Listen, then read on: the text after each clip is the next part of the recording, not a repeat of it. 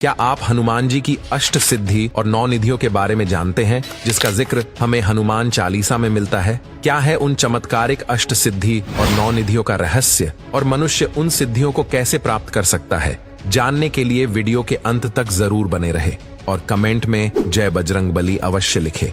दोस्तों, पूरे संसार में सबसे ज्यादा मूल्यवान वस्तु 9 निधियां हैं, जिन्हें पा लेने के बाद किसी भी प्रकार की संपत्ति या कीमती वस्तु की जरूरत नहीं होती। अगर बात सिद्धियों की करें तो हनुमान जी के पास 8 सिद्धियां थीं, जिनके प्रभाव से वे कैसा भी रूप धारण कर सकते थे, जहां चाहें वहां जा सकते थे, पल भर में भारी से भारी चीज को एक जगह से उठाकर दूसरी जगह रख सकते थे। इससे जुड़ी हनुमान चालीसा की यह एक चौपाई तो आप सबने सुनी होगी, अष्ट सिद्धि नवनिधि के दाता असवर दीन जानकी माता, जिसका मतलब है कि हनुमान जी की भक्ति से व्यक्ति के जीवन में 8 प्रकार की सिद्धियां और 9 प्रकार की निधियां आ जाती हैं। हनुमान चालीसा के अलावा मार्कंडेय पुराण और ब्रह्मवैवर्त पुराण में भी अष्ट सिद्धियों का उल्लेख किया गया है, जिसमें सबसे पहली सिद्धि के बल पर हनुमान जी कभी भी सबसे सूक्ष्म रूप धारण कर सकते थे। इस सिद्धि का उपयोग उन्होंने तब किया था जब वह समुद्र पार करके लंका पहुंचे और माता सीता से मिले।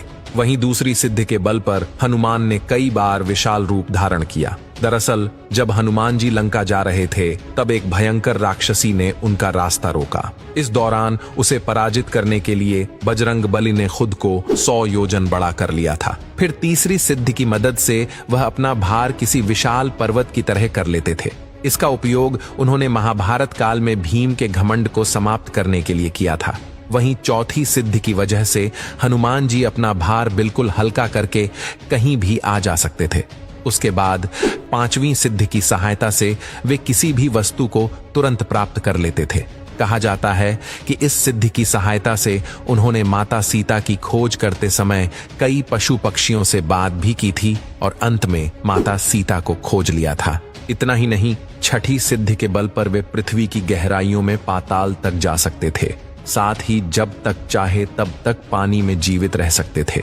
वहीं 7वीं सिद्धि की वजह से ही उन्हें दिव्य शक्तियां प्राप्त हुई थीं, जिसके कारण वे युद्ध में घायल हुए सैनिकों को पल भर में ठीक कर देते थे। अंतिम और 8वीं सिद्धि की वजह से ही हनुमान जी अपने मन को वश में रखते हुए किसी से भी जीत जाया करते थे। तो अब हम आपको बताते हैं बजरंगबली के 9 सिद्धियों के बारे में, जो हर मनुष्य के जीवन में कार्य करती है। पहला, पद्मनिधि।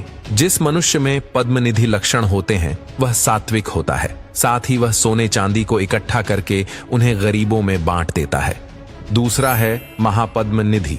इस लक्षण से भरा व्यक्ति अपने धन संपत्ति का दान ब्राह्मणों व धार्मिक कार्य करने वाले महापुरुषों को करता है। तीसरा है नील निधि। इस निधि से संपन्न मनुष्य सदा अच्छे गुणों से सुशोभित होता है। उसकी संपत्ति 3 पीढ़ी तक चलती रहती है। चौथा है मुकुंद निधि। ऐसे लक्षणों वाले व्यक्ति रजोगुण संपन्न होते हैं और वो हमेशा राजा की तरह रहने की कोशिश करते हैं। 5वां है नंद निधि। नंद निधि से युक्त व्यक्ति रजोगुण और तमोगुण दोनों से ही संपन्न होता है और यही व्यक्ति अपने कुल का मुखिया होता है। 6ठा है मकर निधि। इस निधि से युक्त व्यक्ति तरह तरह के स्तरों को जमा करने वाला होता है। 7वां है कश्यप निधि। इस निधि से युक्त व्यक्ति सिर्फ तमोगुण वाला होता है।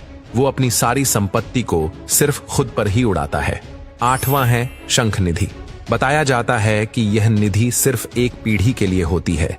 इससे जुड़ा व्यक्ति सिर्फ खुद की चिंता करता है। वो कमाता तो बहुत है, लेकिन फिर भी उसका परिवार गरीबी में जीता है। 9वां और अंतिम है खर्व निधि। खर्व निधि से युक्त व्यक्ति के स्वभाव में इन सभी 8 निधियों के मिश्रित फल नजर आते हैं। तो इस प्रकार हनुमान जी अष्ट सिद्धियों और 9 निधियों के देवता माने जाते हैं।